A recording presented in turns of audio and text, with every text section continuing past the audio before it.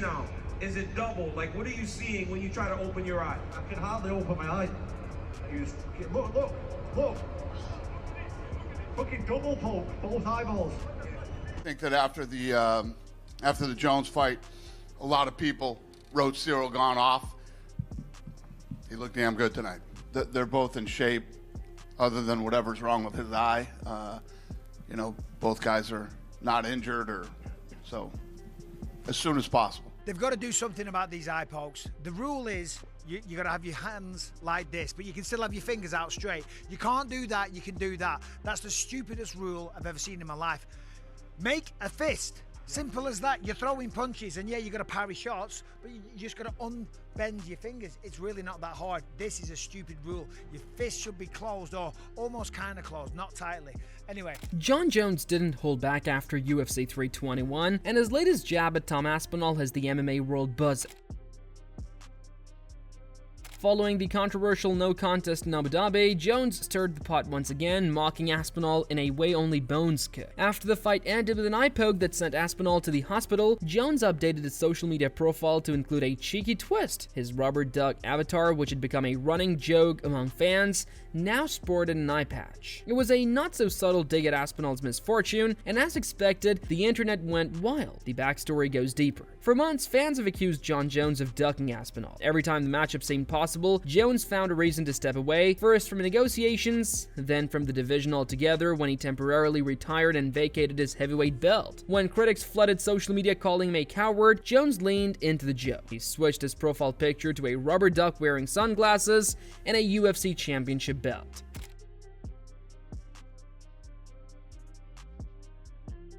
Meanwhile, UFC 321 itself was supposed to be a defining night for Tom Aspinall. The English powerhouse finally entered the cage as the undisputed heavyweight champion after months of frustration caused by Jones' absence. Facing former interim champion Cyril Gane, the stage was set for a statement performance. But what was expected to be a war quickly descended into chaos when Gane accidentally poked Aspinall in both eyes late in the first round. The scene inside the Etihad Arena turned tense. Aspinall tried to blink the pain away but couldn't see clearly, and the referee gave him the usual 5-minute window to recover, but when the champion couldn't continue, the bout was ruled a no contest. The crowd erupted in chaos and boos, frustrated by how abruptly the fight had ended. Gane, who had been landing sharp jabs and even bloodied Aspinall's nose, looked crushed as the result was announced. Aspinall, barely able to open his eye, was visibly angry as doctors escorted him out of the cage and straight to the hospital. Tom Aspinall got poked in the eye on both sides, and unfortunately people booed him. But Cyril Gane, to that point, was fighting a great first round. Granted, Tom was getting his in too, but it was a good first round. It was competitive, and it looked like we were watching the two best heavyweights in the world. I want to see them fight again as early as December, if we can. I know that November's done. Look at this. He got his fingers in both. And Dana White confirmed shortly after that Aspinall had indeed been rushed for medical evaluation. He called the situation a pain in the ass and expressed disappointment over how things unfolded. The UFC boss admitted the fight had been heating up and looked like it would turn into an all-out war before the foul stopped everything. Still, he made it clear that a rematch was already on the horizon, stating that it made the most sense for the division. Great showing, shitty ending, you know? I think that after the Jones fight, a lot of people wrote Cyril Gane off. He looked damn good tonight. Yeah, what did you think about the fight on its way to the eye poke? What did you take from those 4 minutes? Good. Looked like we're in for a few rounds and it's going to be a good fight. It would seem obvious that a rematch is right on the cards. Would you like to just rebook these guys as soon as Tom is able to get back in there? Yeah. Total pain in the ass, but yes. Have you got any medical update on Tom, or is it still too soon? He's on his way to the hospital. It's a bit of a weird question, right? It was ruled a no contest because of an unintentional eye poke. What does it take to make an eye poke intentional, and is there even a way you could ever prove that? Who gives a shit? What are you gonna do?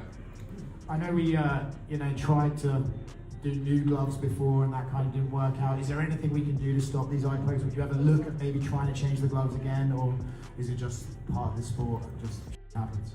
Yeah. I mean... Cyril Gane, on his end, was torn between relief and regret. He had been performing beautifully up to that point, using his signature jab and slick movement to frustrate Aspinall early, but the Frenchman couldn't hide his emotions afterward. Kneeling in the cage as the result sank in, he appeared devastated. Later, during the post-fight press conference, Gane admitted he was heartbroken that the fight had to end that way. He insisted the eye pokes were accidental, pointing out that he had once suffered the same fate against Derek Lewis and knew exactly how painful it could be. How disappointing it was for everyone involved, especially the fans who had been anticipating a classic heavyweight showdown. I think we started very well. I think he started very well, but I think I started very well because everybody knows his strategy. Every time he started really hard and surprised his opponent. I think we did very well. We defending a takedown. I touched him. We saw some blood on his nose. It was a really great first round, and that's why, yeah, maybe also I was a little bit disappointed, a little bit sad about this issue, but this is a sport. I was at first angry because I don't want him. I don't want from him to stop the fight. After I was disappointed, sad, and after that, apologetic exactly for the people. So, Cyril, how did you feel about the eye poke? How do you feel when your hands and your fingers touching his face? Did you feel something specific? Cyril responded, no, I didn't feel anything specific. I didn't do it on purpose. And I know what it is to have an eye poke because when I fought Derek Lewis, I got an eye poke and I was seeing two Derek Lewis for a full round. So I know how it is. And one round during that is what the debut of the round, and the rest of the round I saw the two Derek Lewis. So I'm not gonna say yeah, he's a liar. For Aspinall, the situation couldn't have been more frustrating. After waiting months for a worthy challenger and enduring endless speculation about Jones' unwillingness to face him, his big moment was ruined in under 5 minutes. His eye injury forced the referee's hand, leaving him fuming as he tried to explain his condition to a chorus of boos. He later expressed his disbelief, saying he couldn't see out of his eye and was just as upset as anyone else about how it ended. Dana White defended the decision to stop the fight, explaining that only the fighter truly knows the extent of an injury like that. According to the rules, if an accidental eye poke leaves a fighter unable to continue within the allotted recovery time, the result must be ruled a no contest. If it were intentional, a point deduction or disqualification would be considered, but this one was clearly accidental. White also used the moment to praise Gane, saying the Frenchman looked sharp and confident, especially after so many critics had written him off following losses to Jones and Gane. It was a genuine 2 eye pokes, both fingers in both eyes. That's real. Give him just some time. Nasty eye poke. Right on both eyes. And then he dug it in as well. Like he pushed into his eyes after landing it. Man. He literally landed the eye poke and then dug it in to create space. Oh, man. Oh, hell. Both eyes poked. Take a point. It's always nice that. Have a bit of success. Get poked in both eyes. Like a cunt. Average fight time. We're working on it. Keep it low. This counts. This counts. It's good, that. Oh! Chat, he's not faking. He's not quitting. Like, he got raked in both of his eyes. There's nothing you can do about it. It's not a quitter, chat. He's not a quitter. Oh, it stopped! What an outcome. What an outcome of... That is not... So he got raked, both his eyes closed. No, the narratives. We can make it work. Rematch booked. 6 more months of happiness. Tom's champ. Oof. No tweets from Jon. Oh, we saved it. Interestingly, this wasn't the first time Jon Jones' name came up in connection to a no-contest result. Back in 2017, his title fight against Daniel Cormier was overturned for a failed drug test, marking one of the rare items a championship bout ended without a winner. The irony wasn't lost as Jones mocked another no-contest results years later, this time from the sidelines. While the Aspinall Gane controversy stole the headlines, Alex Pereira found his own way to add fuel to the heavyweight fire. Fresh off a revenge win over Magomed Ankalaev earlier in October, Pereira hinted that he was ready to move up in weight. Instead of setting his sights on Aspinall or Gane, the Brazilian powerhouse made it clear who he wanted: Jon Jones. Pereira posted a cryptic message on social media after UFC 321, teasing fans with emojis and a promise to make the heavyweight division great again. The post featured a video of him laughing while watching the chaotic ending to Aspinall vs. Gane, further implying that he was enjoying how the division was falling apart without a clear leader.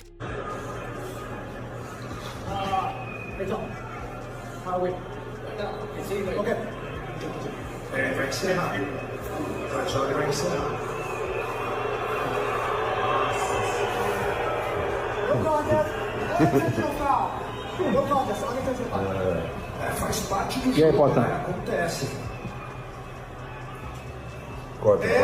Jones, still relishing his role as MMA's ultimate showman, responded soon after. Breaking his brief social media silence, he acknowledged Pereira's offer with interest. He even suggested a potential venue, the White House, hinting at a massive summer showdown in Washington. It wasn't an official announcement, but the message was clear. Jones was open to making history again, and Pereira was the perfect dance partner to do it with. Fans immediately began fantasizing about what a Jon Jones versus Pereira matchup would look like. Both fighters are dominant champions in their own right. Jones, the legendary technician who's ruled multiple divisions, and Pereira, the knockout artist who has conquered everyone in front of him. A meeting between the two would be nothing short of a super fight for the ages.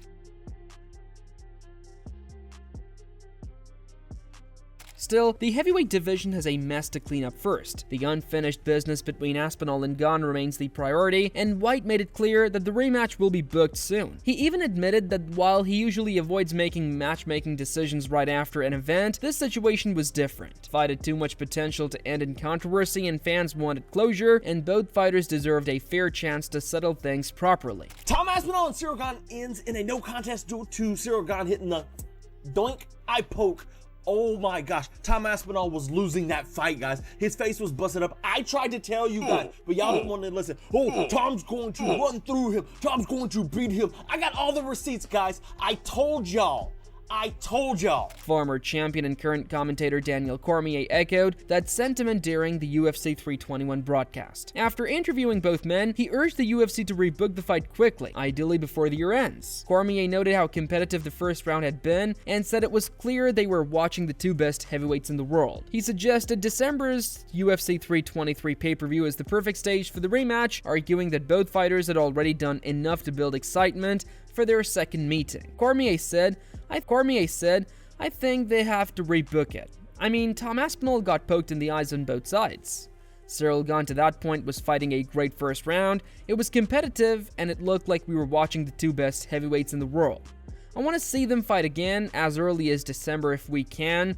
I know that November's done. The most anticipated fights of the coming months. With Alexander Volkov winning earlier in the same card, he might have been next in line for a title shot under normal circumstances. But the controversy surrounding UFC 321 has taken precedence, pushing Volkov temporarily out of the picture. For now, the focus is on recovery and redemption. Aspinall will need medical clearance before he can return, while Gane has already expressed a desire to spend time with his family before getting back into camp. Once both are ready, the UFC will look to rebook what was shaping up to be one of the best heavyweight battles in recent years. You need your hands out. Even in the gloves, when I throw a kick, my hands are open inside the gloves. You know, I love how people are like, oh, there's so many eye pokes in MMA. Guys, my hands are open. It looks like the other eye got more penetration than the one he's closing right now. And I also think when you keep your eye like this, you're not giving it a chance to actually let it recess. The pressure on the eye is not always the best thing to do. When you get hurt in the eye, you don't want to look with your left eye. You want to close both your eyes and keep it there, because if I have my left eye and I go like, that sucks ass. That sucks. He was fighting a wonderful fight. Like he was doing a good job turning the angles, not allowing Tom Aspinall to get across the void, do a combination. Right there, we can see that that's how you can beat you can get Tom Aspinall troubles, is by always turning the angle on him, never giving the opportunity to run you over on a train. Very unfortunate.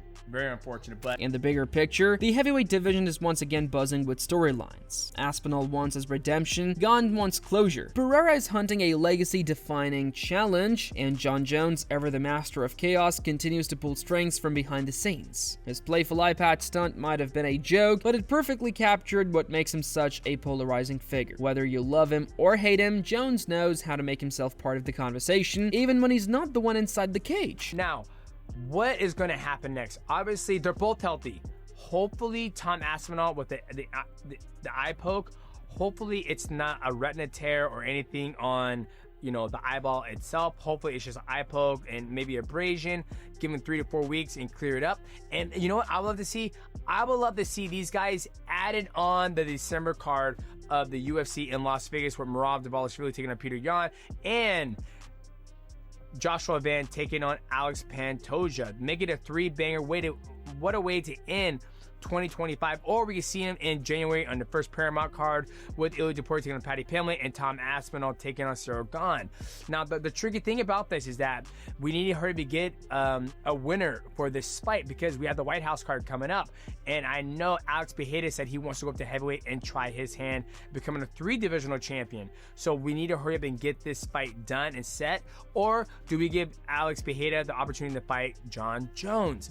That is the hardest thing. As the dust settles from UFC 321, one thing is clear: the heavyweight division is at a crossroads. Between Aspinall's injury, Gane's resurgence, Pereira's ambitions, and Jones' mischief, the landscape is shifting fast. The rematch promises redemption, while potential super fights promise history. And through it all, Jon Jones continues to play the game better than anyone else, turning every headline, every controversy, and every jab into a reminder that, love him or not, Bones still runs the show.